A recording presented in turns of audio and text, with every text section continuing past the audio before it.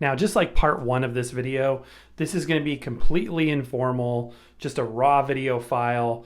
Show and tell. I'm sharing with you the next installment in my Beatles collection so far. I had no idea that a week later I would have so much to show you, and this is all thanks to my beautiful and wonderful wife who just spoiled me rotten this past Father's Day. And I was so blown away, so blown away. And I'm excited to share all of that with you. But before we get to those records, I want to show you, and this is all stuff that you didn't see in the last video. So I'm not going to recap any of that. I just wanted to go over the new stuff. So the Beatles Red Album, I did a short on this. So you might have seen this in the short, but I did pick this up for $13 on eBay.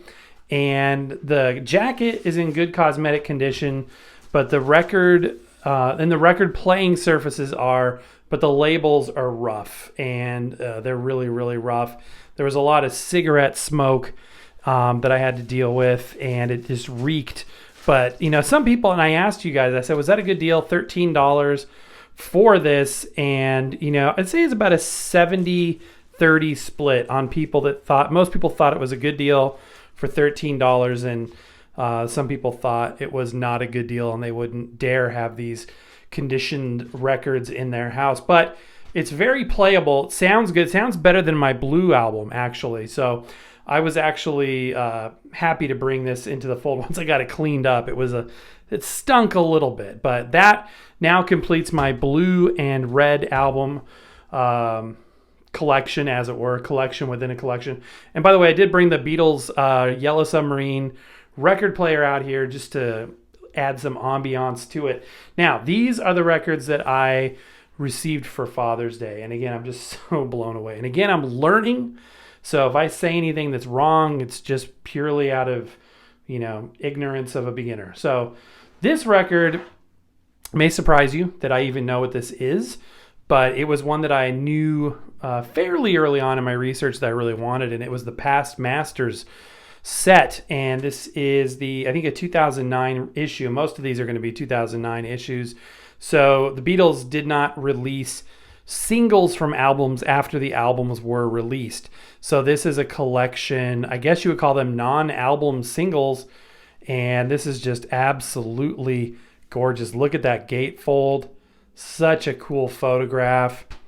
And on the back there, you can see the track listing. And it's also, in its own way, it's essentially a compilation, a greatest hits compilation in and of itself. All tracks are stereo where available. In which case, if they weren't available in stereo, they are mono. And what's really interesting about this too, oh yeah, I wanted to show you, it came with this booklet.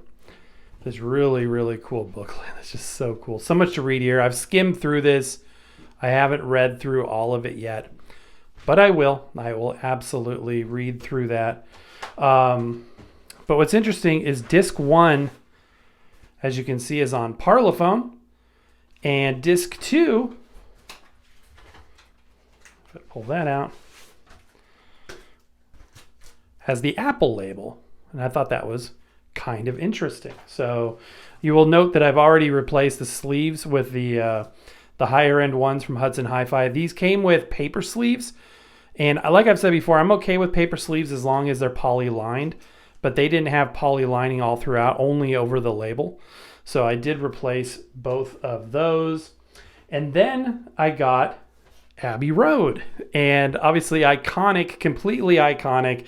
And I remember my dad teaching me at an early age about all the symbolism here, and where he's the preacher, the grave digger, he's the dead guy with the bare feet, and the license plate has a symbolism in it, and it's all, you know, all about this death hoax and all this stuff. Just absolutely fascinating. Picture was taken down on the corner at Abbey Road Studios, the former EMI studios. And this has a nice fully poly-lined Apple sleeve and label. This is the 2009 25th anniversary reissue, and on Apple, obviously. So yeah, that's iconic. Can't go wrong. Now, I got to this point and I was like, I need to stop opening these because people probably want to do the opening, on the video. It'd be kind of fun to do it together. So the next ones we are going to actually open together. I have not opened them yet.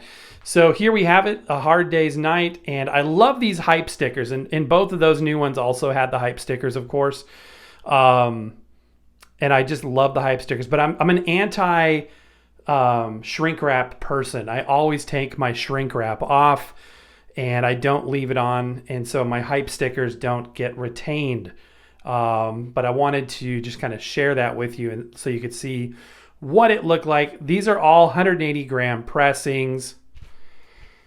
And I keep saying iconic, but it's iconic. There's so much here. This is a German pressing, Parlophone. And this is really interesting. Have you guys ever heard of this before? Use Emitex cleaning material. The use of Emitex cleaning material available from record dealers will preserve this record and keep it free of dust. This is interesting. Was that something that was original to the OG issue from the 60s, or was that something that is still available? I don't even know.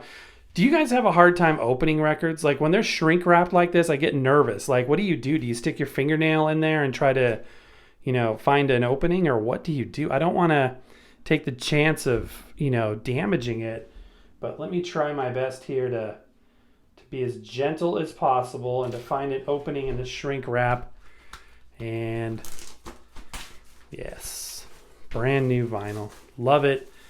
There goes the hype sticker, but it's got to happen. And there's a first peek inside. Parlophone label. We got a full poly-lined sleeve, so I'll leave it in that. And there is the record. So cool. I'm going to have so much to listen to this week. It's not even funny. I can't believe that I went from having pretty much nothing in my Beatles collection to having this amazing Beatles collection in the course of like a week. It's just been insane. Okay, next up is With the Beatles. And again, I'm a baby here, so, if I'm saying something wrong, it's out of, just pure ignorance. But basically, my understanding is this is the second studio album that they released. And this is the UK version that contains both of the first and second US albums, With the Beatles and Please Please Me? Or I'm not sure which. I may be getting that wrong, but this is the UK variant of the first two US albums. Again, Emitex and Long Playing 33. This is a Canadian pressing. Very cool. And let's go ahead and gently get inside of this record. I saw a video on YouTube about the photography of all of these albums. It's very interesting. First peek there. All right. Parlophone, a little bit of packing dust there, you can see. Poly lined all the way, a good 180 gram pressing with the Beatles in stereo. That will be fantastic. And then finally, Yellow Submarine. Goes perfect with the Yellow Submarine record player that I have. And again, 180 gram vinyl. This is just super, super cool. Nothing is real. I love it. I haven't seen the film, but I want to. I've seen clips of it, but I haven't seen the film. So side one are the songs, and I guess the side two is the score. I'm gonna have to give that a listen there. Lots to read, lots to learn. EMI Records, made in Germany, an EMI recording. So let's go ahead. This one is actually open on the top already. All of these came from Amazon, by the way. And looks like we've got, it's not a gatefold, but there's something in here. Cool. Wow, this is super cool. Look at that. What is this? Is this a sleeve that they provide for you, but you don't have to use it? So it's like a jacket. It's like a sleeve, but the record's not in it. Hey, guess what? I got a new record with no record. No, I could tell the record's in here. So maybe this is just like an optional one they provide for you. So the original 1968 US liner notes. Isn't it so interesting that there was such a disparagement between the US and the UK versions of so many things with the Beatles? I don't know why that's the case. Like no other band that I can think of, there was so many different versions and differences, significant differences between the US and non-US versions. I think that's very, very interesting. Okay, and then the record itself is presented with the Apple label in a polylined sleeve.